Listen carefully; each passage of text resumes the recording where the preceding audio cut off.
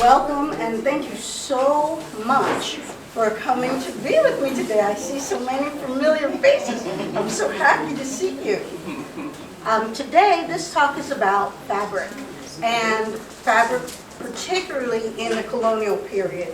What I am wearing right now is reproduction historical fabrics for an 18th century woman who would have been lower class, the lower sort, just an average woman. Could be enslaved, could be indentured, could be free. A bedgown, everything's made of linen, except for this handkerchief, which is cotton. I call this the fabric of our lives because I think almost everybody here is old enough to remember the 80s and the cotton commercials where they started talking about cotton being the fabric of our life. Because in the 70s, all of the fabric was polyester. It was a lot of synthetic fabrics, and they wanted to make a move towards 100% cotton. And as a historical interpreter, wearing historic fabrics, going into wearing 100% natural fabrics, going back to modern clothes and wearing synthetic fabrics is extremely difficult. My body will not do it. It makes me sweat. I have pools and puddles of sweat all over. I no longer can wear anything synthetic. It itches me, and it's amazing to me. Fabric is more than just covering, and that's what we're going to talk about. We're going to talk about how fabric becomes so important to us as people and how it gets us in a world of trouble, really. Like it's an interesting story, but we're going to go and first we'll talk about functional. In the 1600s, people didn't have all the clothes that we have today. They had two outfits. One that they worked in, if they were lucky, something very nice for Sunday. Maybe 5 garments completely. Maybe. What we have, oh, that was my mistake. Of course. There we go. So, what we have up here is someone very rich in the 1690s, 1695, from France, talking about why she doesn't understand people need so many different costumes, so many different outfits. All she has is one gown, like you see on the table, and a riding habit. That's it. That's all she needs. Nothing else. Never in my whole life have I worn a dressing gown or a mantle.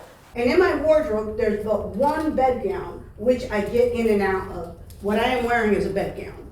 And so rich people did have them, they just didn't wear them out. They're just kind of to cover up, put your makeup on, come down to breakfast, kind of like what we think of as a robe.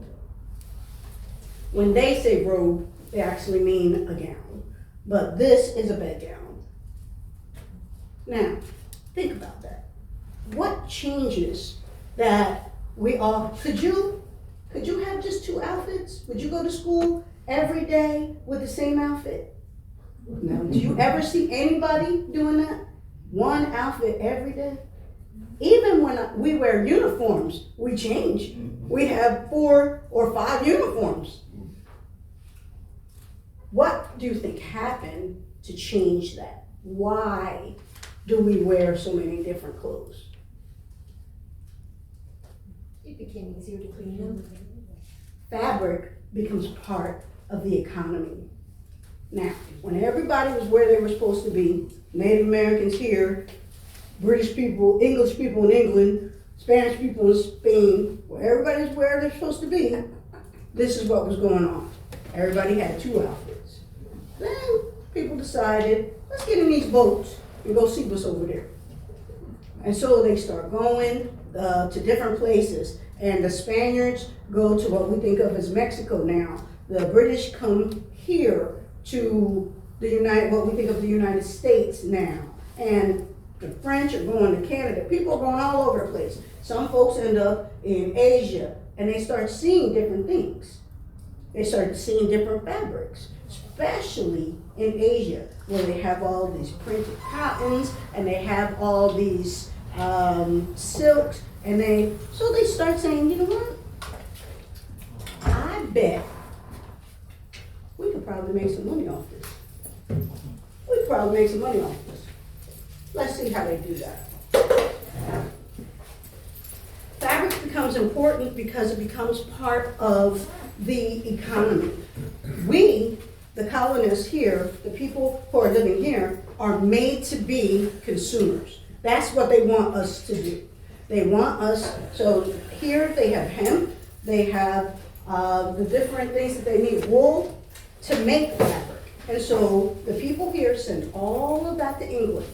And what England does is it makes it into clothes. It makes it into fabric. And then it sells it back to the people here. So we become the consumers that keep the British Empire's economy going. But now, that's not enough, right? Just to say, all right, we have some fabric you might want. That's not enough. Now you have to say, oh, you'll be the coolest person ever if you have this fabric. Oh, this fabric's not like anybody else's fabric. No, no, no. If you don't have this fabric, you're out, baby. That's it. Can you think of something that's like that now? Is there something that everybody wants to wear that's so important that shows immediately what you got it going on? Because I happen to know your grandma. So I happen to know your grandma very well. So I know that you know what's the latest and the greatest, right? Mm-hmm. That's what ends up happening, that these fabrics become status symbols.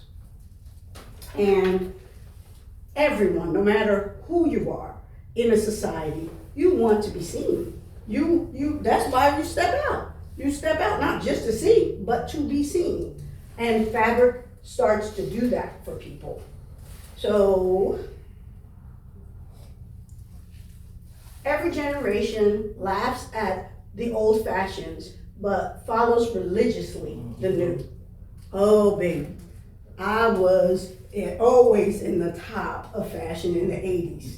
I had every fluorescent colored sweater you could possibly have. I had all the pleather, everything. Tight pants, mini skirts, everything. I look back at that stuff and I crack up, but I still think I'm cute. But it is ridiculous.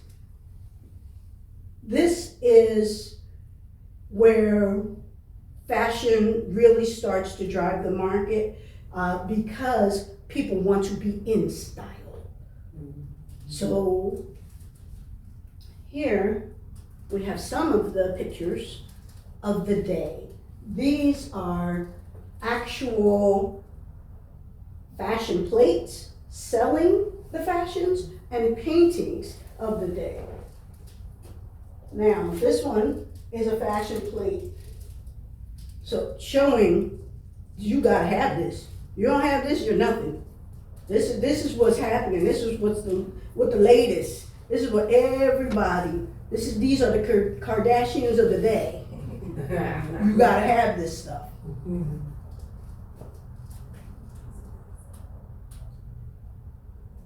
These are the printed cotton. These are different patterns. So you'll see one is on the table. These are English gowns, different English gowns made. Now, an English gown is the most popular garment in the British colonies. Everybody would have had one. The difference in the gown is the material that it's made of. So the linen, the solid pink one, is your everyday, average, lower sort of colonial. The printed cotton could still be an an average person, but mostly, a middling sort, depending on the different accoutrements, how much fabric you've used. And the silk is the upper class. Making the gowns, the labor for making the gowns costs nothing. The material is what actually, so labor is cheap, fabric is super expensive.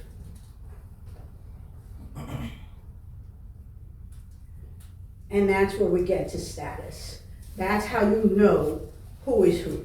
When I have that silk gown on and it's properly pressed, which it is not right now, I know who I am. Walking out there like, baby, please, don't even try it. And it does still do something to me. All three of those gowns belong to me. All three of those gowns were made by me. But when I put that silk on, you can't tell me anything. Nothing. And that is very much the way that things were. They started to use them as status symbols. Now we have Jordans, where people are wearing these particular sneakers, or they used to be the hottest thing, where people would be lined up around the block for Jordans. Now women have, forgive me because I intentionally didn't want to know the name because it was so ridiculous to me, but the red bottom shoes. What are they called? Thank you. So those shoes, yes, right. But they are $800 a pair. And they are pumps with red bottoms. But it is a status symbol. It is the same concept as we see in this fabric. So that fabric becomes a way to instantly tell that, okay, you're someone who has some money. Okay, and no ma'am, can't sit with us. And so that is very much the way society, I always call it the mean girls, because we were Catholic school girls, we knew. Now, you went to Catholic school, they tried very hard to make sure that they would level that off so there would be no status. Everybody wore the same uniform from the same place. But mean girls know how to figure that out. Do you know how mean girls do it? I know you're not a mean girl, but do you know how mean girls will figure out who can sit at the table and who can't? Your shoes. You take a good look at her shoes very quickly. You should sit with us. Instantly, you can look and see. And so this becomes the kind of status symbol for fabric. Fabric is so expensive that the more fabric you use, it's one of the reasons why the skirts become so big. People wonder, like, why do they have those skirts? You need a lot of fabric to do that. And if you have all that fabric, people know how much money you have. And they're not going to question how important you are if you can barely get through the door with your skirt. So, fabric of the rich. Here is something that I find in the documentation, because it's not enough to just be talking about things. You really need to look things up. And so what we find are that these gowns are passed down. They're so expensive and they're so important that you find them in probates. You find there aren't any existing gowns from the period that haven't been altered, which means that they have had several wearers. So your grandmom, we do this kind of today. There are some people who wear their grandmom's wedding dress, something that was very important, where you take your mom's wedding dress to make a christening gown. So, but it is more about tradition than it was about status. Many times they would take the gown and take it apart and remake it into the newer fashion. If you are a complete history nerd And so you know which fabrics go with which era. You'll know, oh, this is a transitional dress, because that's the colonial fabric, and they made it into the empire waist, that's the Edwardian. Oh, somebody held on to some stuff. But you can find them this way, like, okay, that dress was repurposed because the fabric was so important. But it's not just clothes. Think of all the things that we have in fabric. We have our tablecloths, we have our drapes, we have our linen for our beds. All that stuff is made of fabric. And so back then, all of that stuff was important. All of that stuff gets listed in your will. Thank you. So here's my favorite part. Yes, fabric becomes political. So if folks are talking about how rich they are and folks are starting to determine your worth by your wealth, you can imagine that they're going to want to censor who can get that shine. Now, who do you think they are going to make laws about? They're going to make rules about not being able to have certain fabrics. This is what happens. They actually make laws against African Americans, particularly targeting African American women. African American women in Louisiana had to wrap their hair up because they did not want, it was to be able to denote a lower status, whether you were free or enslaved. And also, they thought that it might take away from your beauty. How wrong they were. Because nothing takes away beauty. That's it. No matter how much you hate, it does not detract. And African American women are among the most resourceful, if not the most resourceful in the world. So what they do is they make those head wraps spectacular.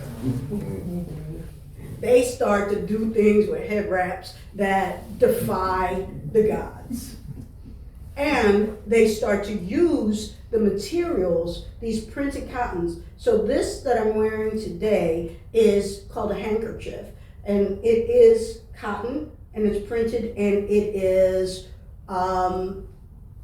recreated from that period. So they have several of them, and they start designing different ways to wear their head wraps. So, foiled again, hateful racist, oh well. But this is a law on the books to say you cannot wear your natural hair.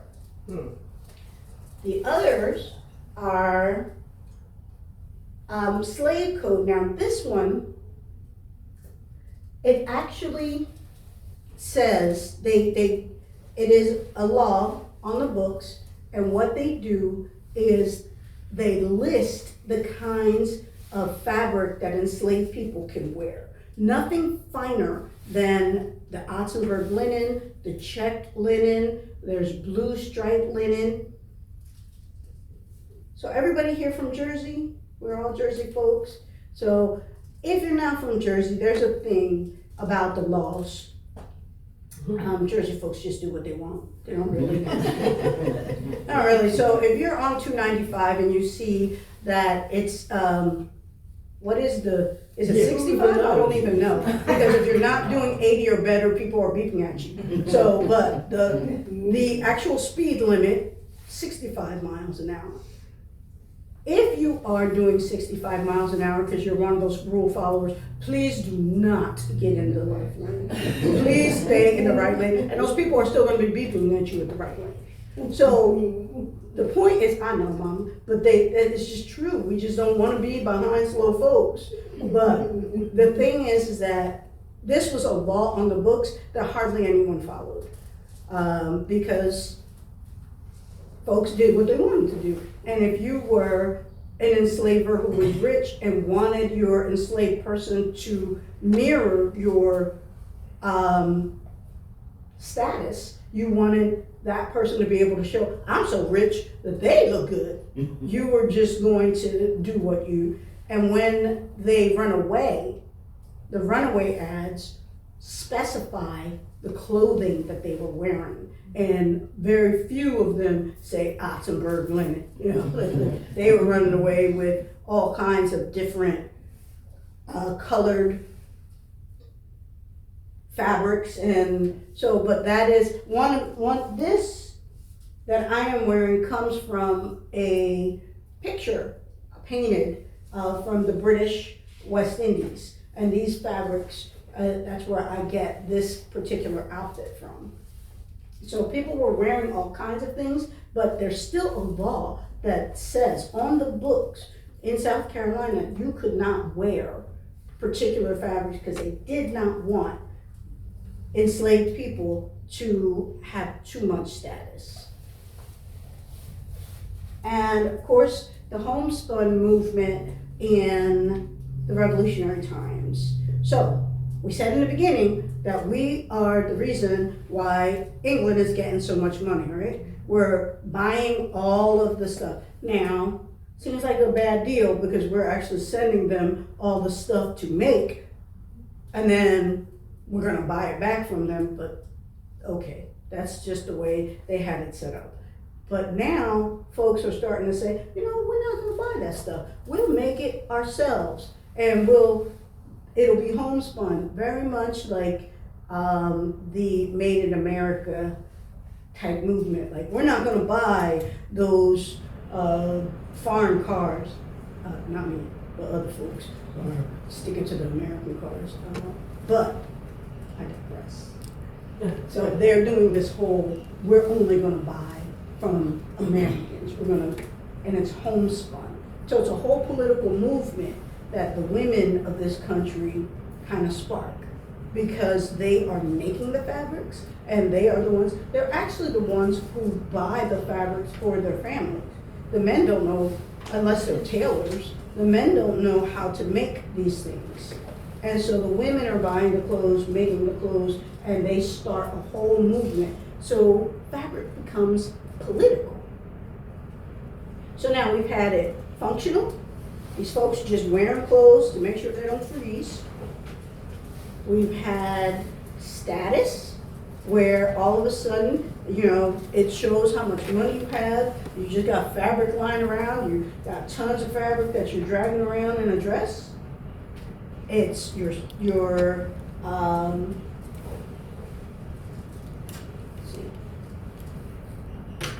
artifact. Now we get to a point where let's come to modern day. We're in the modern day now. So we have fabrics that we find. You go to a museum and you can find a dress that maybe Marie Antoinette wore, or someone really, really famous from years ago. The Albert and Victoria Museum has tons of original dresses and gowns and things made from that day. Just like you go to the Met Museum and you'll find something from Marilyn Monroe. You'll find something from famous people of the day. I'm not gonna find anything from my grandma. No matter how much I love her clothes, I don't even think I have anything left that she wore. I may not. So the average person, you're not gonna find their clothes, because their clothes got worn and used till there was nothing left. And then after it could not be used for baby clothes or for quilts, or they used them as rags and sold them to the rag man. So very little exists for common people. But how do I know that existed, or this print existed for common people? How do we know about these artifacts? Well, one, like I said, we can look them up in runway ads. And so we can see how detailed those designs are. 2, we look them up in wills. We see in probate what was left behind. And 3, probably the saddest, but the most accurate way. So,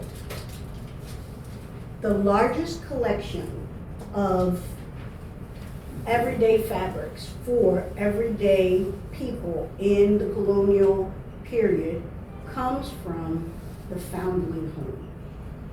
The Foundling Home in London, what they used to do is, I can't take care of my baby. I would love to keep my baby and take care of him, but I can't. So I'm going to give him to the Foundling Hospital so that they can care for him. And so now, I want to come back for him. So what I'm going to do is I'm going to cut off a piece of my gown or a piece of my petticoat, and I'm going to leave it with him.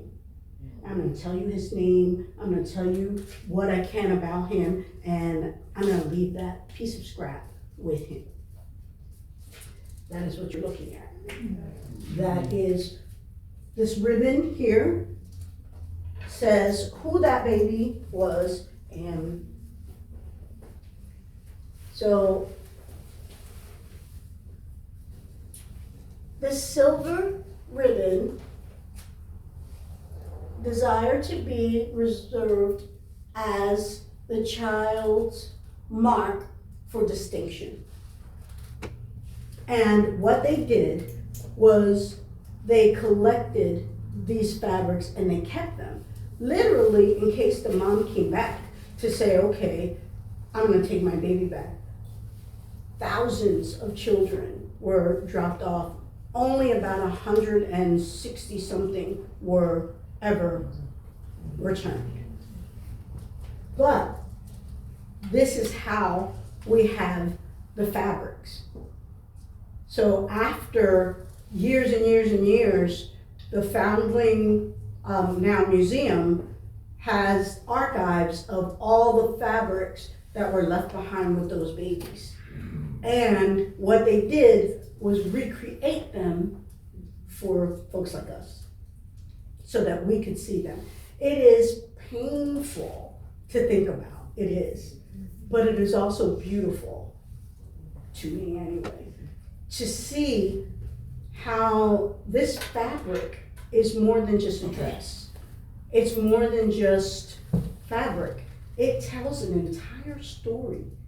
It tells an entire story of a family, of a time period, and of hope. And that mom left that with the hope of returning. Even if she didn't get to come back for whatever reason, she left her baby and wanted you to know who she was and that she had every intention of coming to get him. So I can, if you know me, then you know to say that without crying was really the thing, because it took me a while to be able to process that. But this, in this unlikely place, is where the wealth of knowledge of these fabrics comes from. And not just the Marilyn Monroes and the Marie Antoinettes of the day. They're the abuelas and the big moms and the moms of the day. And that touches me even more, that you can actually see what the average person, like you and me, might have been wearing because accidentally it got saved. Which also, now that I am a abuela, I am now a grandmom, and my cousin is now a grandmom. Our next generation, and my good friend is now a grandmom. We have come up so far that now it makes me think of what we want to leave to our little people and how we want to be remembered, that this is a time to think about that. and that this is the way that we have this knowledge through others' pain, but when we cannot fix what happened in the past, we can honor it by telling the story. So, these are runaway ads to explain, just to show you how they detailed what the person was wearing. Now, I have looked at runaway ads my whole life because I have weird parents. And so constantly with the history and everything else. And so from the 1970s and roots, I've known about this kind of thing. But I never really understood it until I became a historical interpreter. So I am wearing something that I hand stitched, all of it. Everything that I'm wearing, I made. And I say that to say that there is no way, no matter if everybody in here made the same exact outfit, that I would not know mine. I would know every mistake. I would know it wouldn't matter if we used the same exact material. So when they detail the clothing, I was like, what? That's crazy. Like, it's more about the clothing than it is about the person. You know, like it's because that's what you know your stuff. I know what I made. I know that's mine. There is a story, and I know I'm going to digress because this is one of my favorite stories to tell about that. George Washington has a seamstress named Charlotte. And Charlotte is mentioned in 3 different letters. And in all these letters, the word insolent is used. So instantly, I'm like, oh, Charlotte's going to be my favorite. All right, no, Charlotte's one of those girls. All right, so on a Sunday where George Washington allows his folks to go to the market, she's strolling through the market. And a merchant's wife stops her and says, hey, that's my dress. And she says, no, you are mistaken. This is my dress. No, that's my dress. Listen, I bought it from Susie Indentured Servant. Go see her about it. Well, Susie Indentured Servant stole it from me. That will be your problem, not mine. And so they're going back and forth. And Charlotte calls her all kinds of bad words for the day. And finally says, listen, I know real white people. You're not real white people. You're just some merchant's wife. Get out of my way. I work for the Washingtons. They're real white people. I got things to do. So, how dare this enslaved woman speak to this merchant's wife this way? The reason that we know this story is because the merchant writes George Washington, and he is so upset. How dare she? She has so abused my wife, and she has altered the dress so that it is just unusable, all this crazy stuff. I say that to say that woman noticed her dress, even though it was altered. She knew it was hers. And Charlotte didn't care because she actually bought it. And so what? The woman stole it. That's your problem. But all of this going back and forth over a dress. Now that woman wouldn't have wanted the dress back.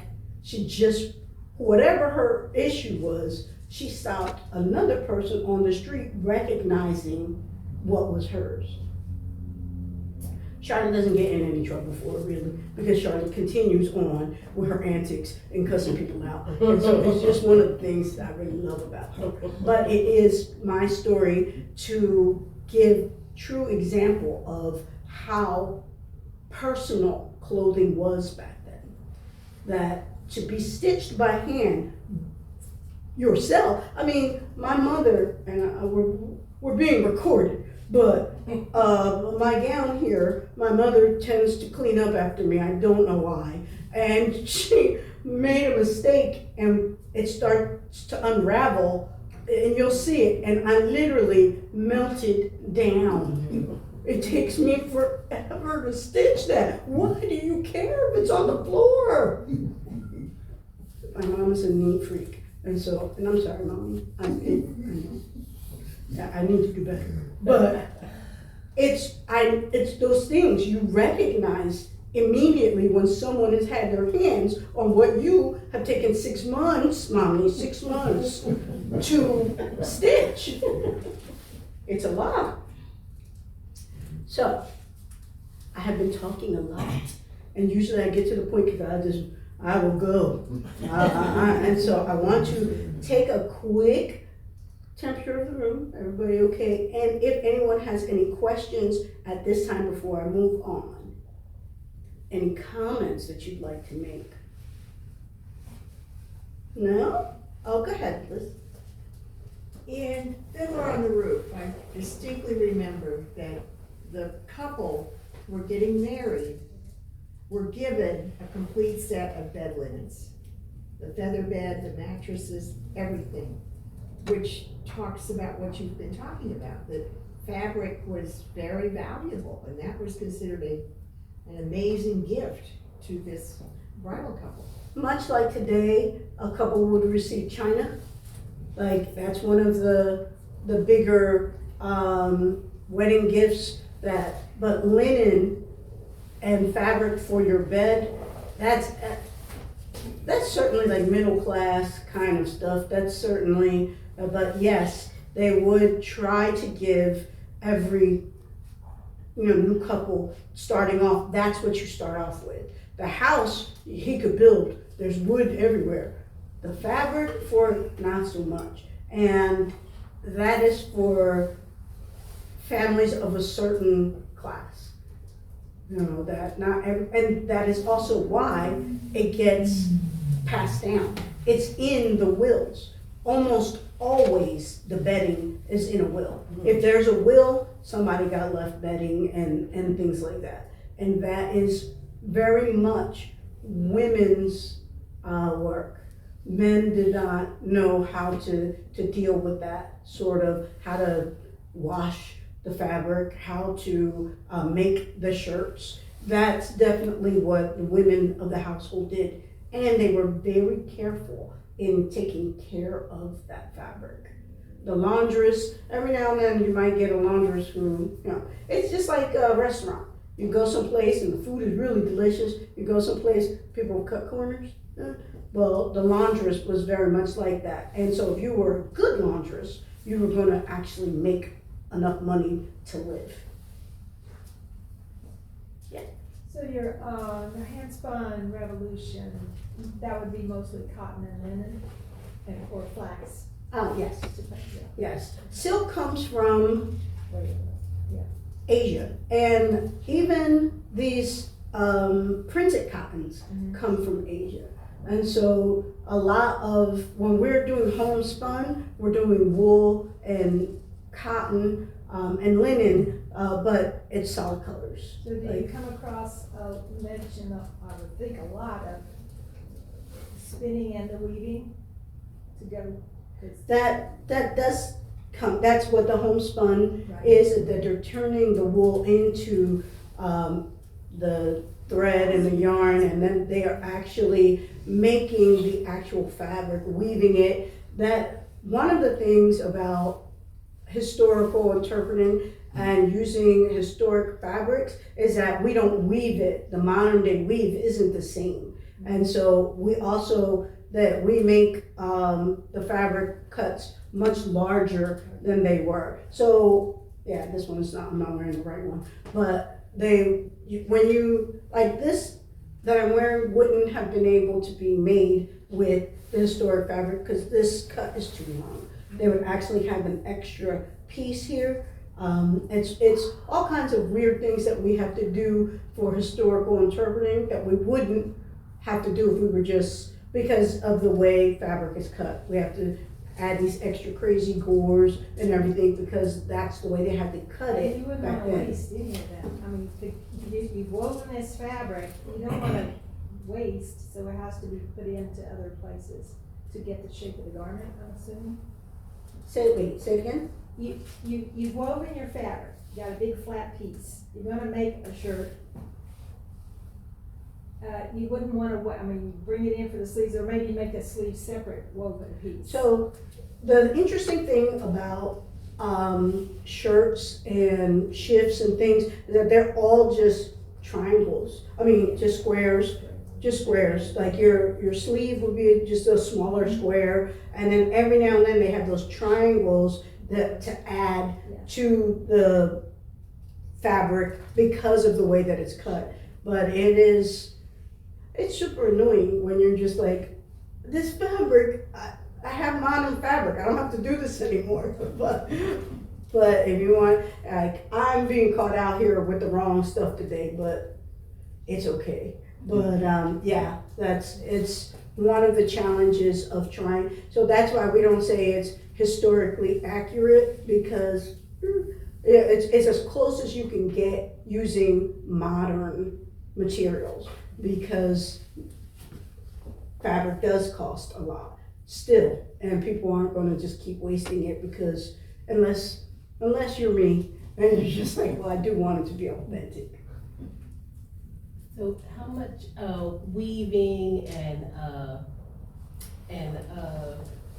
pulling of the wool, the spinning of the wool was done here? Because I think I probably missed that part. So, originally it wasn't. It was the raw materials sent to England, and then England did all of that and then sold it back to us.